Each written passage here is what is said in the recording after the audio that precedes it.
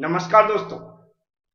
आज का सब्जेक्ट है फ्लूइड मैकेनिक्स और आज हम लोग फ्लूइड मैकेनिक्स का next chapter fluid kinematics start करेंगे।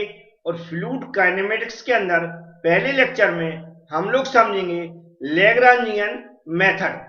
लैग्रांजियन मेथड को यदि आप समझना चाहते हैं तो जो मैं समझा रहा हूं उसको ध्यान से सुने और वीडियो पूरा देखें, समझ में आ जाएगा। तो चलते हैं, स्टार्ट करते हैं।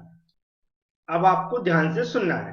जैसा मैंने चैप्टर का नाम बताया, क्या, फ्लूइड काइनेमेटिक्स। फ्लूइड काइनेमेटिक्स या कह सकते हैं फ्लूइड जब मोशन में होता है, जब गति में हो। तो जब फ्लूइड हमारा गति में होता है या मोशन में होता है तो उसको डिस्क्राइब करने के लिए टू टाइप्स की मेथड का हम लोग अध्ययन करते हैं या फिर स्टडी करते हैं। तो जो टू टाइप्स की मेथड होती हैं उनमें पहली मेथड होती है लैग्रांजियन मेथड और दूसरी मेथड होती है यूलर। कौन सी? लैग्रांजियन और यूलर मेथड। तो इन टू टाइप्स की मेथड में पहली मेथड आज हम लोग समझेंगे लैग्रांजियन मेथड।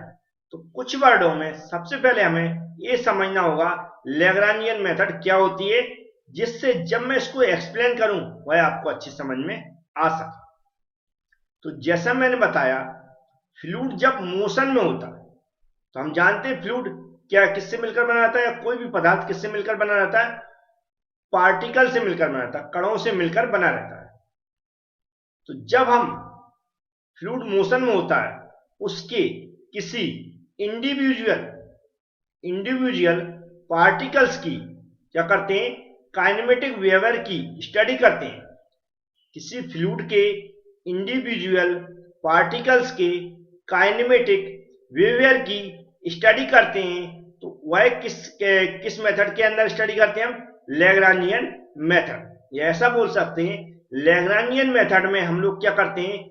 फ्लूइड के किसी इंडिविजुअल मतलब किसी एक पार्टिकल के काइनेमेटिक बिहेवियर की स्टडी करते हैं। काइनेमेटिक व्यवहार की स्टडी करते हैं। काइनेमेटिक व्यवहार या काइनेमेटिक बिहेवियर क्या होता है ये मैं आप कुछ एग्जाम्पल से समझाऊंगा, वहां पर आपको अच्छे समझ में आ जाएगा।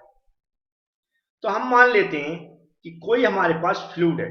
फ्लूइड बोले तो कोई हमारे पास वाटर भी हो सकता है या कोई अदर लिक्विड भी हो सकता है। हम यहाँ पर मान लेते हैं क्या है हमारे पास एक कोई क्या यहाँ पर एक हमारा पाइप बना लिया है, फिर कोई स्पेस भी हो सकता है। क्या है? कोई स्पेस भी हो सकता है। इसके अंदर हमने मान लिया कोई हमारा वाटर मान लिया, ये क्या है? इसमें फ्लो हो रहा है। क्या हो रहा है? फ्लो मतलब मोशन में, गति में ये क्या हो रहा है? यहाँ पर फ्लो हो रहा है। अब ये फ्लो हो रहा है तो हम जानते हैं कि ये जो पार्टिकल्स हैं ये समय के साथ क्या होते हैं? अपनी पोजीशन परिवर्तन करते हैं। जैसे कि यहाँ पर रहे ये पार्टिकल्स, अब जब फ्लो हो रहा है मोशन में तो एक दूसरी जगह आएगा, तीसरी जगह, ऐसे धीमे धीमे चल के आगे बढ़ता जाता है। मतलब समय के साथ क्या होता है? अपनी पोजीशन में परिवर्तन करता है। तो इस समय के साथ पोजीशन में परिवर्तन करता है तो हमें उसकी स्टडी भी करना जरूरी होती है कि इसका समय के साथ जो परिवर्तन हो रहा है वह किस प्रकार हम इसकी स्टडी कर सकते हैं। तो हमने कैसा नाम लिया था इसका? फ्लूइड काइनेमेटिक्स, या फ्लूइड के क्या कर सकते हैं मोशन में जो क्या हो रहा है उसका जो व्यवहार है उसका, कि उसका किस तरह का यहाँ पर उसका व्यवहार है। तो हम फ्लूइड काइनेमेटिक्स को थोड़ा सा यहाँ पर लिख देता हूँ जिससे आपको समझ में आ जाए फ्लूइड काइनेमेटिक्स में हम क्या स्टडी करते हैं। काइनेमेटिक्स। तो फ्लूइड काइनेमेटिक्स में क्या हो रहा है? यहाँ पर दिख रहा है ये जब गति में है तो समय के साथ इन पार्टिकल्स में क्या हो रहा है? परिवर्तन हो रहा है। परिवर्तन हो रहा है तो हम यहाँ पर क्या देखते हैं कि फ्लूइड काइनेमेटिक्स में फ्लूइड कैसा है? मोशन में है। मोशन में तो हम मतलब उसकी किसकी स्टडी कर सकते हैं? वेलोसिटी की। क्या? वेलोसिटी की, एक्सेलरेशन की, एक्सेलरेशन की। अब ये जब समय के साथ परिवर्तन हो रहा है तो प्लेस भी इसका परिवर्तन हो रहा है। प्लेस परिवर्तन होता है, उस प्लेस और टाइम के आधार पर उस जगह का डिस्क्रिप्शन के लिए हम क्या इसकी रिजल्टेंट की और क्या इसकी डायरेक्शन की इन सब की ईटीसी, इन सब की स्टडी किसके अंदर करते हैं? हम फ्लूइड काइनेमेटिक्स के या फ्लूइड का पार्टिकल्स का जो व्यवहार होता है उसके अंदर हम क्या कर सकते हैं? इन सब की स्टडी करते हैं। लेकिन लैग्रांजियन मेथड कहती है इसमें हम जो ऑब्जर्वर है मतलब जो स्टडी इसकी कर रहा है वह क्या करेगा? एक पर्टिकुलर या फिर इंडिविजुअल, क्या पर्टिकुलर या फिर इंडिविजुअल क्या करेगा, किसी पार्टिकल को आइडेंटिफाई करेगा। क्या करेगा, किसी पार्टिकल को आइडेंटिफाई करेगा। मान लिया मैंने इस पार्टिकल को आइडेंटिफाई कर लिया, इस पार्टिकल्स की हमें क्या करना है, स्टडी करना है, इसको आइडेंटिफाई कर लिया। तो हम क्या करते हैं, इसके किसकी जो हमने आइडेंटिफाई किया इसको क्या करेंगे, वेलोसिटी, वेलोसिटी एक्सेलरेशन को हम क्या करेंगे, डिटरमाइन करेंगे, लेकिन किसमें, पोजीशन और समय के साथ फंक्शन के रूप में। पोजीशन और समय के साथ इसको किसके रूप में, उसके फंक्शन के रूप में डिटरमाइन करते हैं। अभी फंक्शन के रूप में क्या होता है, कैसे डिटरमाइन करते हैं, ये मैं आगे बताता हूं। अभी लैग्रांजियन मेथड में क्या करते हैं ये आप समझ गए होंगे। काइनेमेटिक बिहेवियर का मतलब है किसी इंडिविजुअल पार्टिकल्स की वेलोसिटी, एक्सीलरेशन, उसका रिजल्टेंट है ना, उसकी डायरेक्शन, इन सब की क्या करते हैं, हम क्या करते हैं, उसकी स्टडी करते हैं। इसमें क्या होता है, जो हमने इंडिविजुअल पार्टिकल को आइडेंटिफाई किया है उसके साथ साथ ऑब्जर्वर, यहाँ क्या होगा, ये फ्लो हो रहा है तो ये आगे बढ़ेगा धीमे धीमे। ये जो पर्टिकुलर जो जिस हमने पार्टिकल को आइडेंटिफाई किया है वह धीमे धीमे चलेगा गति के साथ। तो इसके साथ ऑब्जर्वर भी चलता है और ऑब्जर्वर क्या करता है, इसके पोजीशन में जो परिवर्तन होता है उसके आधार पर इसकी क्या वेलोसिटी एक्सीलरेशन को क्या जो ये बोला कि पोजीशन और समय के साथ क्या है उसके फंक्शन के रूप में डिटरमाइन करता है। तो फंक्शन क्या होता है इसको थोड़ा सा समझ लेते हैं। अब जो पर्टिकुलर जो इंडिविजुअल हमने यहाँ पर जो पार्टिकल्स लिया उसको हमने मान लिया यहाँ पर, इसको रख लेते हैं। तो इसको किसी कोऑर्डिनेटर के अंदर मान लेते हैं, हमने ऐसा कोऑर्डिनेटर बना लिया है ऐसे। ये अब इसकी डायरेक्शन आप सभी लोग जानते हैं कैसे लेते हैं, हम इसको x लेते हैं, इसको y लेते हैं और इसको z लेते हैं। अब जो मैंने ये पार्टिकल लिया है, अब इनिशियल पोजीशन में इसके कोऑर्डिनेट हमने मान लिया क्या है, a b और c है। a b c मतलब x y z डायरेक्शन में हमने इसके तीनों कोऑर्डिनेट मान लिया। अब हमने मान लिया ये मोशन में है तो समय t के साथ क्या, समय t के साथ कुछ ना कुछ इसमें परिवर्तन होगा। मान लिया ये जो हमारा इंडिविजुअल पार्टिकल है वह कहाँ पहुंच गया, यहाँ पहुंच गया t समय, तो इसके कोऑर्डिनेटर में ही परिवर्तन होगा। तो हमने कोऑर्डिनेटर परिवर्तन क्या मान लिया, मैंने x मान लिया, y मान लिया और z मान लिया।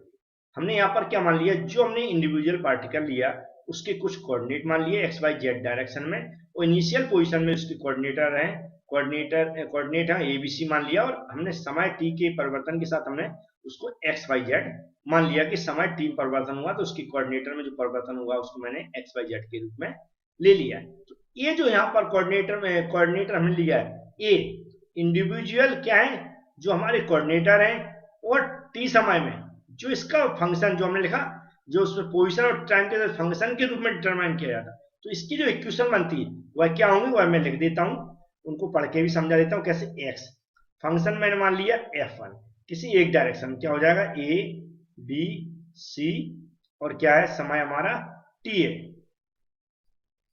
इस तरह क्या हो जाएगा y हो जाएगा, और क्या हो जाएगा हमारा f2 मान लिया मैंने, a b c और t। इस तरह हमने क्या मान लिया, z मान लिया, तो ये क्या हो जाएगा f3 फंक्शन मान लिया मैंने, a b c और t हो गया।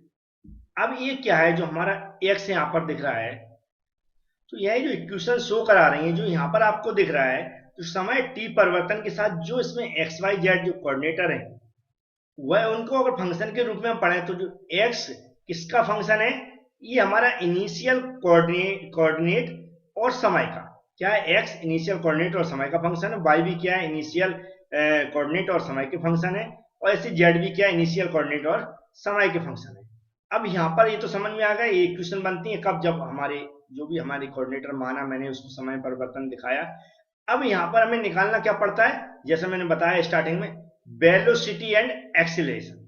तो इनको जो हमने इक्वेशन यहाँ पर लिए हैं 1 2 और 3, इनको डिफरेंशिएट करके हम क्या कर सकते हैं, वेलोसिटी और एक्सीलरेशन निकाल सकते हैं। तो वेलोसिटी एक्सीलरेशन कैसे निकालते हैं डिफरेंशिएट करके, ये भी मैं आगे समझा देता हूं। तो जो हमारे सबसे पहले क्या निकालते हैं हम, वेलोसिटी कंपोनेंट। वेलोसिटी कंपोनेंट मतलब यहाँ पर जो दिख रहा है एक्स वाई जेड, इनके रूप में देखें, अगर हम मान लें कि जो हमारा पहला कोऑर्डिनेटर है एक्स के रूप में देखें तो यू मान लिया मैंने, यू डायरेक्शन में अगर हम वेलोसिटी निकालेंगे इसकी तो हम कैसे निकालते हैं, इसका डिफरेंशियल करके, या डिफ्रेंशिएट करके। तो हमने इसको कैसे डिफ्रेंशिएट कैसे करते हैं आप लोग जानते हैं। यहाँ पर क्या लिखेंगे, डी यू बटे क्या हो जाएगा, डी टी। मतलब क्या है, समय के साथ जो परिवर्तन हो रहा है उसी को हम क्या बोलते हैं, जो भी हमारी रेट ऑफ चेंज क्या होती है, वेलोसिटी। और इसी तरह हम क्या करेंगे, वी डायरेक्शन मान लें नेक्स्ट डायरेक्शन में, तो क्या हो जाएगा हमारा dv अपॉन क्या हो जाएगा, dt। dv अपॉन dt हो जाएगा, सॉरी dx है ना। इसका हम डिफरेंशिएट करेंगे किसका, x का। और इसका यहां पर हम फिर से लिख देता हूं, इससे आपको पता रहे क्या है, u मान लिया। हम डिफरेंशिएट किसको कर रहे हैं, इस इक्वेशन को। तो क्या हो जाएगा हमारा dx अपॉन क्या हो जाएगा, dt। फिर इस तरह v हो जाएगा तो क्या हो जाएगा हमारा dy अपॉन क्या हो जाएगा यहाँ पर dt हो जाएगा। फिर क्या हो जाएगा हमारा v के बाद क्या ले लेंगे हम, w। तो हमारा क्या हो जाएगा dz अपॉन dt।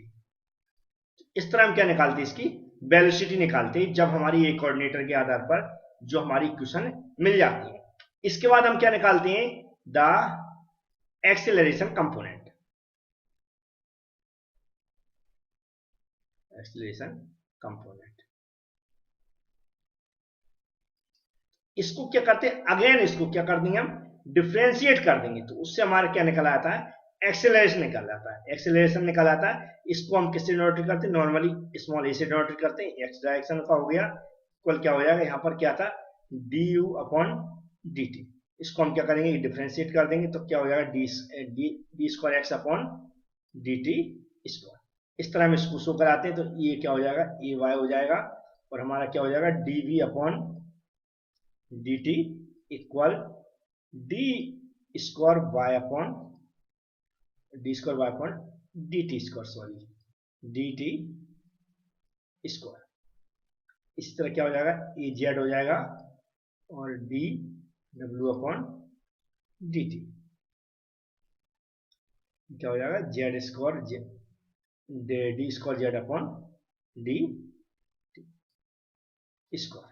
तो इस तरह हम क्या कर सकते हैं, एक्सेलरेशन कंपोनेंट, एक्सेलरेशन भी उसका निकाल सकते हैं। तो ये कुछ इक्वेशन होती है, सिर्फ आपको क्या करना है, जो डेफिनेशन मैंने ऊपर लिखी हुई इसको लिखें और ये सब लिख के आए। नहीं तो आप जो, यदि आप हमारी एबी क्लास एप्लीकेशन से स्टडी कर रहे हैं तो वहां पर पीडीएफ पर्टिकुलर दी गई है, उसमें जैसा लिखा है वैसा भी आप लिख कर आ सकते हैं और अच्छे से समझ सकते हैं। उम्मीद है ये लेक्चर आपको समझ में आया होगा। Thank you friends.